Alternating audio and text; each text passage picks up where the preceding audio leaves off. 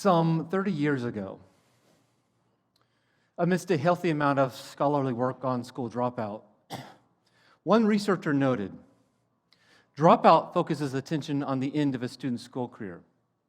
At risk focuses attention on an early stage in this chain of events, in which educators might be able to address the precursors of dropping out at a relatively low cost.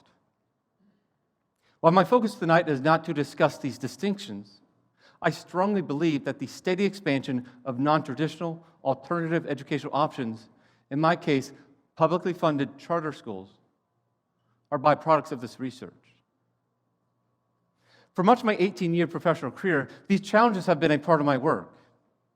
During my career, my experiences have included teaching at distance-based, independent study charter schools. I recall during my 16 years as a high school teacher, meeting weekly with my students, often after driving about an hour to a local public library with my mobile classroom. In these charter schools where I work, our simple motto has been to wipe students' slate clean, both academically and emotionally, from the prior school experiences. Like other similar schools, often these enrolled students included those labeled at risk. They often enrolled in our charter school seeking a second chance to earn their high school diploma.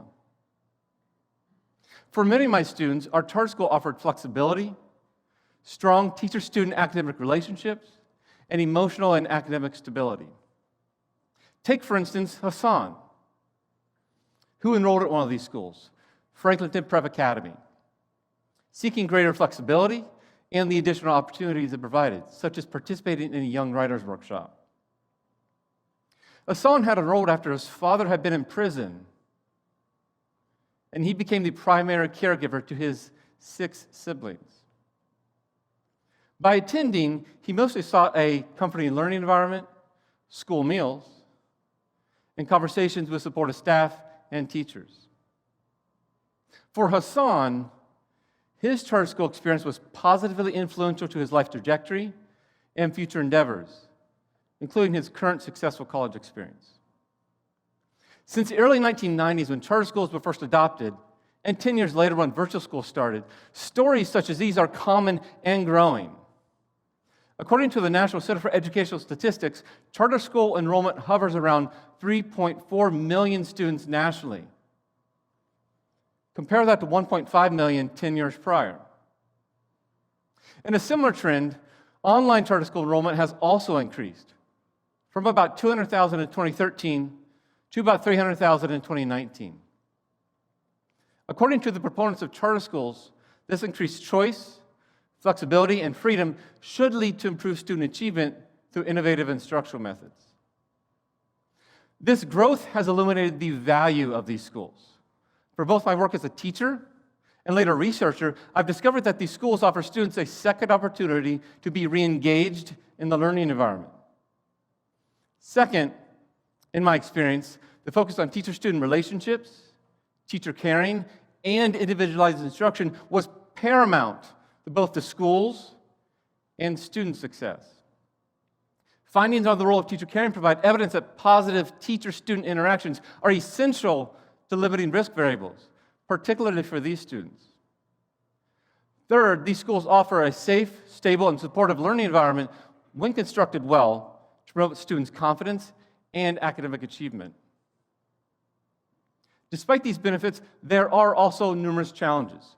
One is resources, both in terms of financial support and in attracting highly qualified and committed educators. There are also legitimate concerns about the amount of academic rigor provided within the curriculum and the quality of student engagement. Continued funding and resources could be secured to support further educational innovations. I believe there is a path forward for both traditional and alternative educational options. First, educator preparation programs should prepare their students, future teachers, for these different environments. This means not only introducing them to these schools, but as the norm, we should encourage or expect these students to observe and or student teach in these schools, particularly virtual schools. While there will not be a wholesale shift to online learning in K-12, evidence suggests its growth, and we need effectively prepared teachers in these areas. Finally, We should strive for technology innovation that engages students, improves teaching, and connects both home and school, creating equitable opportunities for students, supplementing traditional schools in a challenging, supportive, and engaging learning environment. Thank you.